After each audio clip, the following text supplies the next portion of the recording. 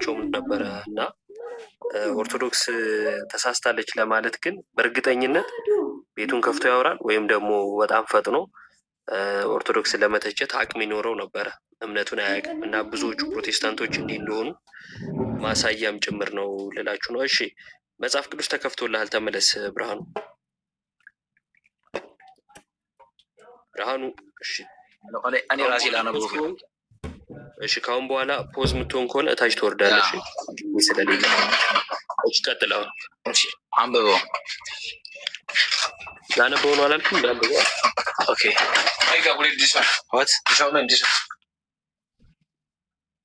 ሮሜ ምዕራፍ ስንት? ምዕራፍ አንድ ወደ ታች አንብብልኝ። ሮሜ ምዕራፍ ቁጥር ስንት? አንብብልኝ። ከላይ ጀምረህ አንብብልኝ። ከላይ ጀምሮ እስከ ስንት ጀምረህ? ከላይ ጀምረህ አንብብ። እኔ አቁም ስልህ ታቆምልኛል። ሙሉ ምዕራፍ ልናነብ ነው ወዳጃጅ? ልታነበውም ትችላለህ። ቁጥና አባቴ ጥቅሱን አምጣና ተመልሰህ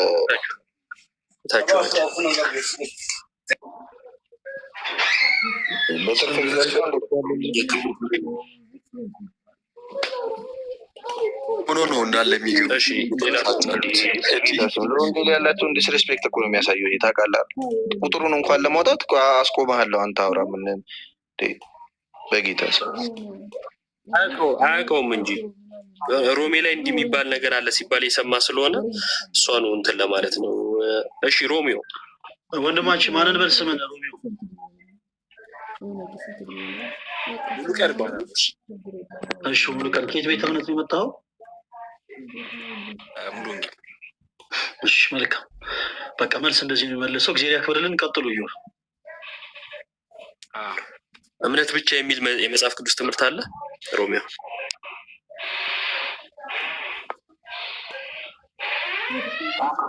የት ላይ ነህ ሮሚዮ?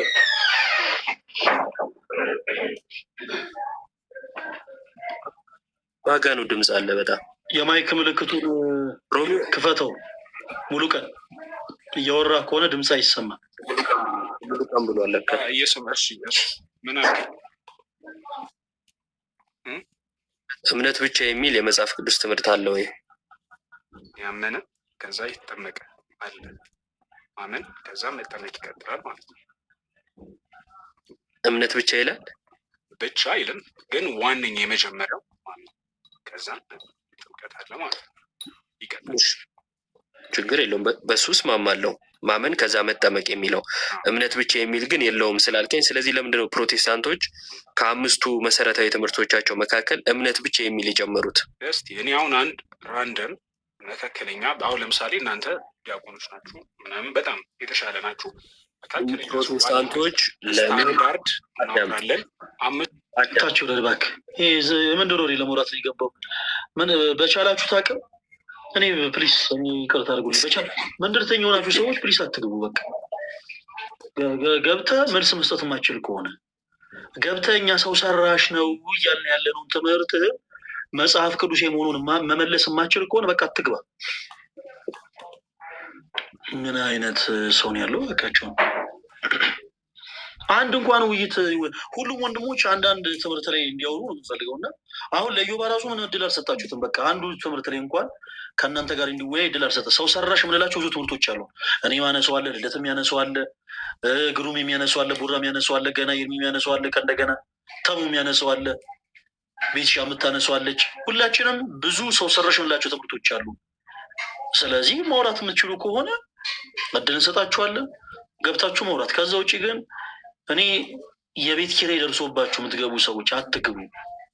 የቤት ኪራይ ደርሶባችሁ ብሶት ከፍቷችሁ ደብራችሁ ከሆነ ሰው ጋር ተጋጭታችሁ የቤት መታችሁ ገስ የምትገቡ ሰዎች አትግቡ። ስለፈጠራችሁ አምላክ የመንደር ወሬ ለመውራት የምትገቡ ሰዎች አትግቡ። አሁን ቅድም እዚህ ጋር እንደገቡ ሙሉ ቀን የሚባለው ሰው የበታችነት ስሜት የሚሰማችሁ ሰዎች አትግቡ። በጌታ በኢየሱስ ስም። እኔ ሳልወልድ እኮ ተቃጠልኩኝ። ምን አይነት ነገር ነው ባካችሁ?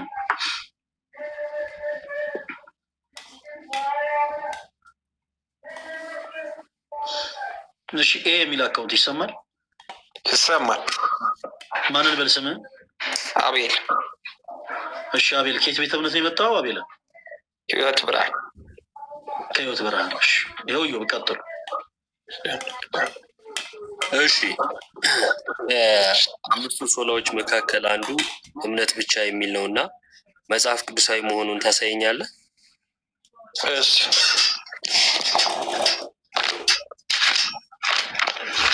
አንዴ ላውጣ። አውጣ። ቀስ ብለህ ግለጥ። ግን ስገልጥ ቀስ ብለህ ግለጥ። የሆነ ድምፅ አለ።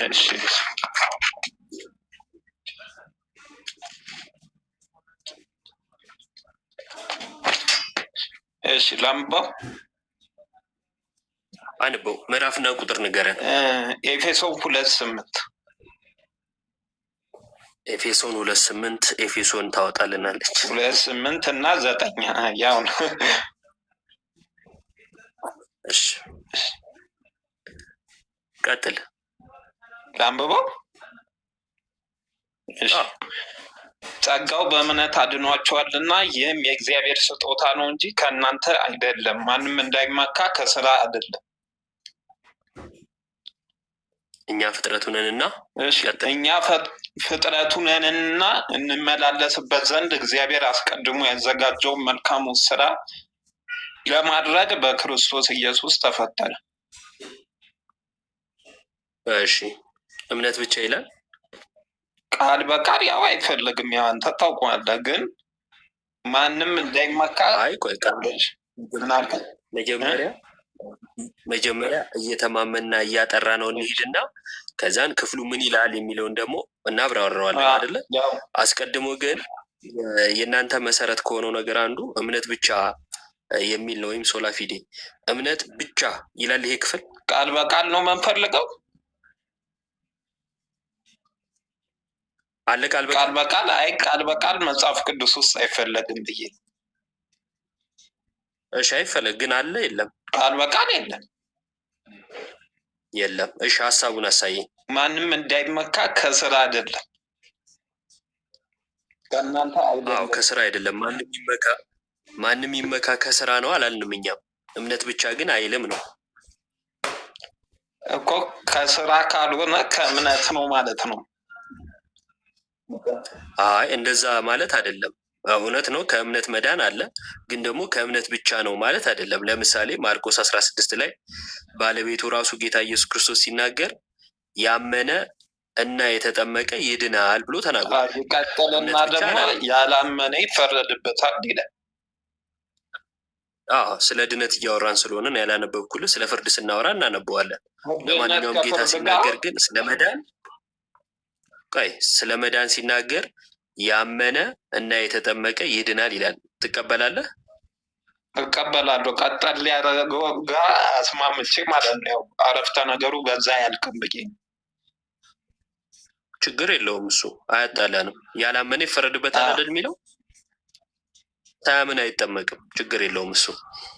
አንተ ግን ለመዳን እሱ ራሱ አንተ ላይ ተጠያቂ ነው። ግን እንቀጥለሽ ይገኛል በኋላ አንተ ያመነ እና የተጠመቀ ይድናል ብለህ ነው የምታምነው ወይስ ያመነ ብቻ ይድናል ብለህ ነው የምታምነው? ያመነ ይድናል ከዚያ ይጠመቃል ብዬ ነው። በሚያሳዝን ሁኔታ ጌታ ግን አላለም ያመነ ይድናል ከዚያ ይጠመቃል ሳይሆን ያለው ያመነ እና የተጠመቀ ይድናል ያለው። አንተ ግን የጌታን ቃል ምን አደረግከው ወዳጅ? የጌታን ቃል ሳይሆን እኔም ሁሉና የምቀበለው በአንድ ቁጥር ላይ ያለን እንትን ከምንከፋፍለው። እሺ ሙሉን ስታነበው ያመነ ይድናል ከዚያ ይጠመቃል የሚለው አለ የሚል አለ። ያላመነ ይፈረድበታል ይላል። እሱን እኔ ያላመነ ምን ይሆናል ብዬ መች ጠየቅኩ። ያመነ ይድናል ከዚያ ይጠመቃል የሚለውን አሳየ። ሙሉ ላይ ከፈለገ ሙሉ ምዕራፉን አንብበው፣ ከፈለገ ሙሉ ማርቆስ ወንጌልን አንብበው፣ ከፈለገ ደግሞ ሙሉ አዲስ ኪዳንን አንብበው፣ ከፈለገ ደግሞ ብሉይ ኪዳንም ጨምርበት። ያመነ ይድናል ከዚያ ይጠመቃል የሚለውን አንተ እንደሱ አይልም። አንተ ግን አልክ። አሁንም ከጌታም ቃል እኮ ሙሉን እናንብባ። ከአውዱ ጋር አይደለ መጽሐፍ ቅዱስ የሚፈጠው። አንብበው። ያመነ የተጠመቀ ይድናል፣ ያላመነ ግን ይፈረድበታል። ከጥምቀት ጋር ተያይዞ ፍርድ የለም። ስለዛ ያው ካገኘኝ ማለት ነው። አላገኘሁም። ምክንያቱም እኔ የጠየቅኩ ስለ ፍርድ ስላልሆነ ማለት ነው። ድህነት ጋር አይደለ ፍርድ ያዳነ አይደል የሚፈረድበት። አንዴ ቆይ፣ እዚህ ክፍል ላይ ያለው የመጽሐፍ ቅዱስ አነጋገር ምንን ያመለክታል መሰለ? እምነት ከዛ ጥምቀት ድህነትን ያስገኛል። አለማመን ደግሞ ፍርድን ያመጣል። በደንብ አድርገህ ስማ፣ ደግመህ እንደዛ እንዳትል ማለት ነው። ምክንያቱም በጣም ድሮ የቀረና ያለፈበት ሎጂክ እየተጠቀምክ ስለሆነ ለመጨረሻ ጊዜ ነው የምነግርህ ነው። አዳም ያመነ እና የተጠመቀ ይድናል ሲል ስለ መዳን ይህን ማመን አለብህ። የመጀመሪያው ምንና ምንን? እምነት እና ጥምቀት። ለምሳሌ መብላት እና መጠጣት ያጠግባል ካልኩኝ መብላት ብቻ ያጠግባል ከዛን መጠጣት ማለት ወይም እንደዛ ማለት ነው ብለህ የምተረጉም ከሆነ አማርኛ ራሱ አታውቅም እንደማለት ነው። ምክንያቱም አማርኛው ግልጽ ስለሆነ ክፍሉ የሚለው ያመነ እና የተጠመቀ ይድናል ነው። ስለዚህ ለድህነት እምነትና ጥምቀት ነው። ከዛን ያላመነ ይፈረድበታል ይላል። ያልተጠመቀ ማለት ያልተጠበቀበት ለምንድን ነው? ሳያምን ስለማይጠመቅ። አንተ አምነህ የተጠመቀው ቆይ ስለ እኔ እናወራለን። ስለ ክፍሉ እናውራ መጀመሪያ። ክፍሉ ላይ ወደ እኔ ስለጠቆም ክፍሉ ላይ ወደ አንተም ልጠቁማ። አንተ በፈለግከው መንገድ እየተረጎምከው።